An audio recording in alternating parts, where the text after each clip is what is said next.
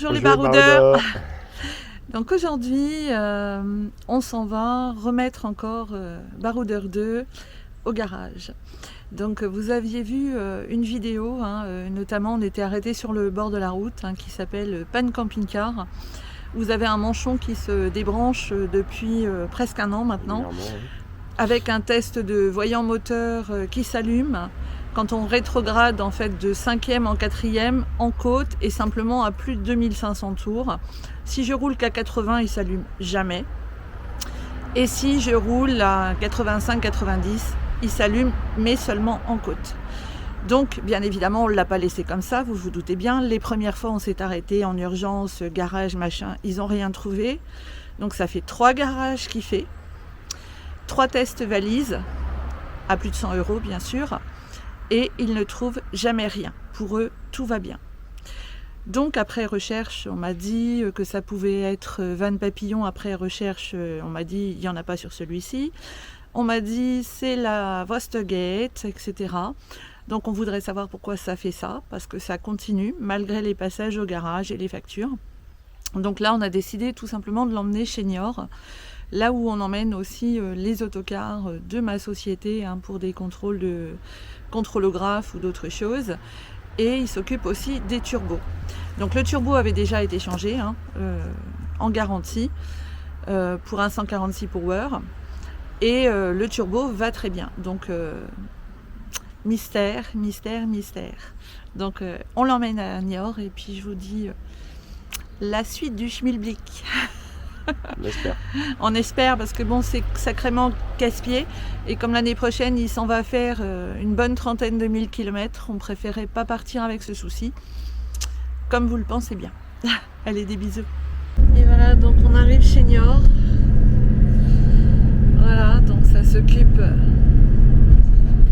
pour les véhicules industriels aussi, donc ils prennent les camions, les autocars et ils ont un pont suffisamment pratique pour lever des véhicules aussi grands que le nôtre. Voilà, il est là. Un petit tour du véhicule. Je sais pas pourquoi le zoom s'est remis en avant. Il va falloir changer tout ça.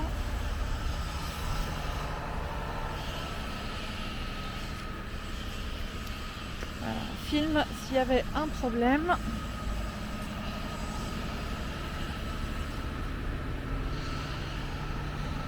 Et voilà. On va filmer l'arrière aussi.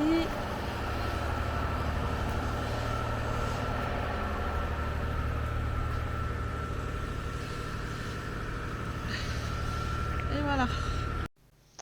Donc pour mémoire, quand on avait ce voyant rouge, juste après, on avait le manchon là que vous voyez à l'écran qui se débranchait, donc il fallait s'arrêter sur le bord de la route.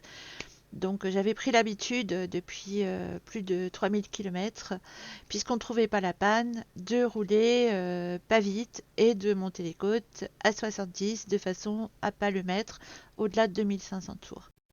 Donc première panne, électrovan, donc HS a changé.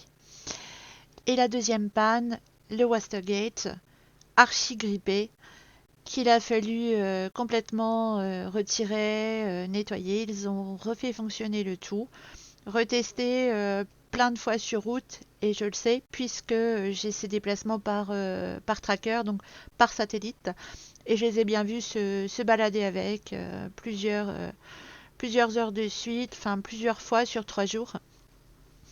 Et donc ils ont fait pas mal de tests, et je sais où exactement. Et ils ont reproduit la panne malgré le changement de l'électrovan. Donc ils se sont dit il y a encore autre chose. Et effectivement, c'était le Wastergate. Donc ouf. Ceci étant résolu maintenant, on va respirer un peu plus. Et sorti du garage, nous avons fait ces petits rushs quand nous l'avons déposé pour nous changer les idées. Vous savez que j'ai horreur de le laisser au garage, que la cour soit vide sans lui. Donc je me suis changé les idées. Et je vous fais partager un petit peu les images. Des gros bisous. Donc on était venu voir un camping-car d'occasion. Ouais, mais il est peut-être pas là. Parce qu'en fait, comme il y a une expo, Donc on entre à l'intérieur.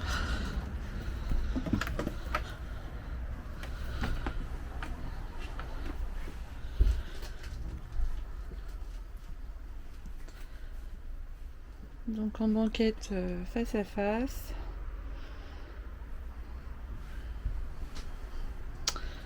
Jolie cuisine.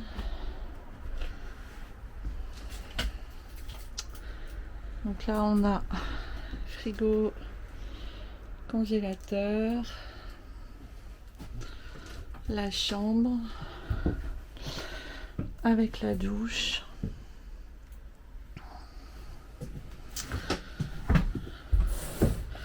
Et donc pour aller sur les côtés, en fait il faut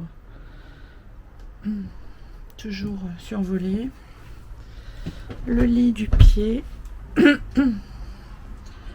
Et là on a les WC, donc il est tout neuf, hein. Donc même si les WC sont ouverts, je pense qu'ils n'ont pas été utilisés.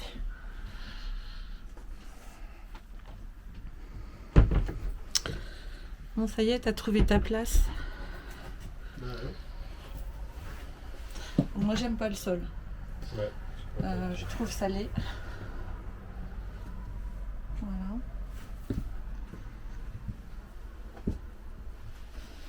Donc en banquette face à face.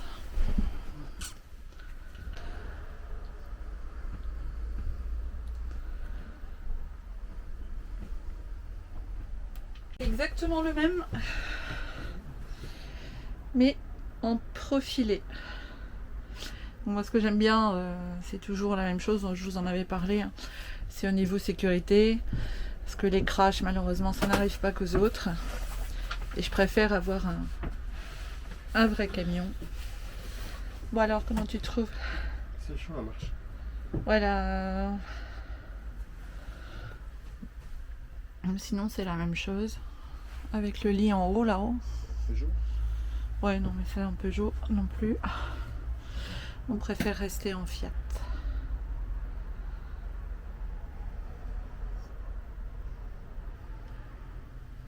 Voilà.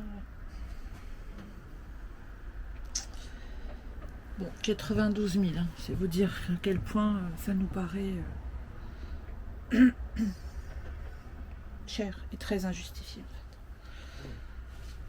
Pas dire que c'est moche, hein, c'est joli. Mais bon, c'est surcoté quoi en fait, bien surcoté. Hein. Pour nous, il y a 20 000 de trop. Je parle pas pour nous financièrement, je parle pour la justesse du prix par rapport à ce que c'était en 2019, 2020 quoi, sur des véhicules tout à fait identiques. Donc autant pour moi, c'est pas 90, l'autre était à 92. En 92, c'est la même implantation hein, sur celui-ci en intégrale, et celui-là c'est la même longueur. Le prix du modèle de base est à 75 400 et celui-ci 82 270. Pourquoi? Il a un pack Ultimate, pack Select, lit pavillon électrique, kit lino et kit réglable électriquement. Voilà. Donc 6870 pour ces options. Donc il a ce que j'aime, hein, les jantes 16, ça j'adore. C'est vraiment super sympa. C'est le petit Challenger en fait que j'ai vu sur internet qui est tout préparé.